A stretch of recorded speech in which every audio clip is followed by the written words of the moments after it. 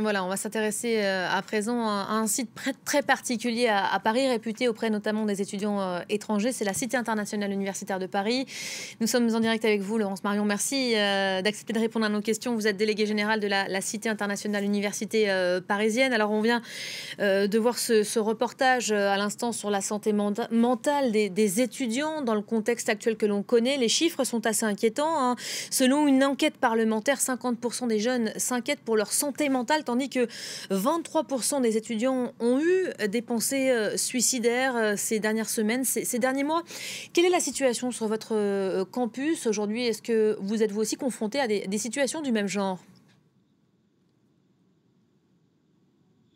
On est effectivement confronté à des difficultés psychologiques qui sont exacerbées par la crise sanitaire, qu'elles soient présentes depuis quelque temps et, comme vous l'avez indiqué, qui peut donner lieu à des phénomènes de décompensation, d'aggravation, alors que les étudiants pouvaient être sous traitement et stabilisés.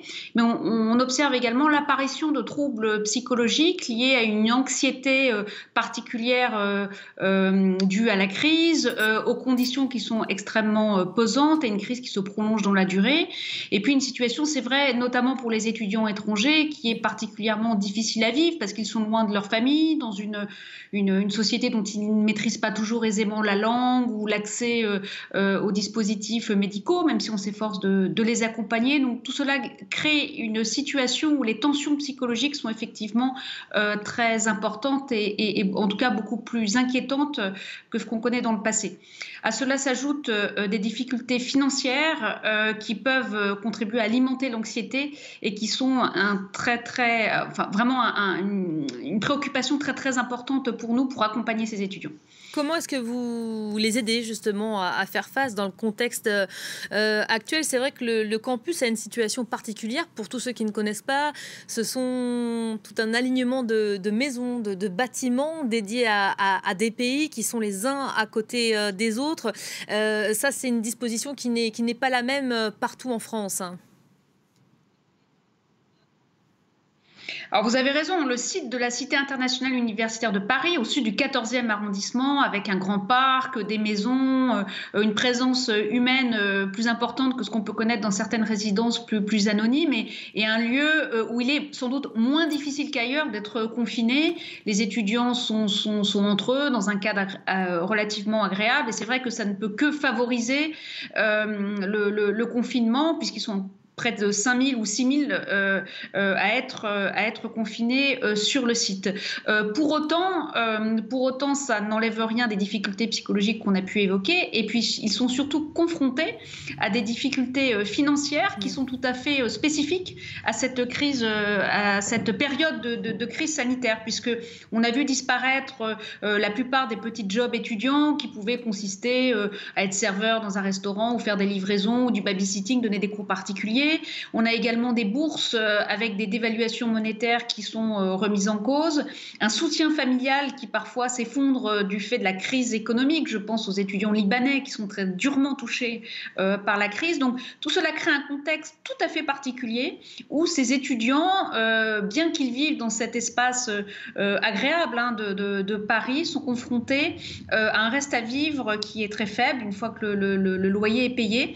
Et donc on s'est efforcé de déployer toute une série de dispositifs pour les aider à passer cette période difficile qui peut compromettre leur projet d'études. Parce que comment voulez-vous travailler efficacement à votre thèse ou préparer vos examens lorsque vous vous interrogez sur comment vous nourrir? Alors, on a plusieurs solutions qui ont été mises en place. Je voudrais d'abord citer la proposition, enfin l'offre du restaurant universitaire d'offrir des repas à 1 € pour tous les étudiants, y compris les étudiants étrangers, qui est extrêmement appréciable et va apporter une réponse très concrète à leurs difficultés. Nous avons également mis en place depuis la rentrée une distribution des Restos du Cœur qui permet de fournir des repas à près de 300 étudiants chaque semaine ici à la Cité universitaire, avec une très belle mobilisation de bénévoles, et on remercie vraiment les Restos du Cœur pour ce service qui est proposé aux étudiants et qui est très apprécié. Et puis nous avons lancé plusieurs campagnes d'appel de fonds, une première au printemps dernier qui a permis d'aider à à la prise en charge des loyers des étudiants. Et un second appel à la générosité du public en fin d'année, avec l'ouverture d'une plateforme de dons sur le site www.talentdedemain.fr, qui a permis de mobiliser beaucoup de Français, les sensibiliser à la situation particulière des étudiants de la Cité internationale, et qui vont permettre de financer un fonds pour les aider à payer leur loyer, mais également financer une antenne médicale et un projet d'épicerie solidaire qui permettra de prolonger dans la durée les belles actions de solidarité qu'on a observées. Laurence Marion, parce que le temps presse, assez rapidement, s'il vous plaît, pour conclure, malgré toutes ces aides, on le voit, il y a un certain nombre de relais. Fort heureusement, certains ont été contraints de renoncer, d'abandonner leurs études. Est-ce que beaucoup de vos étudiants sont rentrés chez eux ? On a une part d'étudiants qui ne sont pas venus. Certains sont rentrés très tôt. Je pense aux étudiants canadiens et américains qui sont très vite rentrés lors du premier confinement.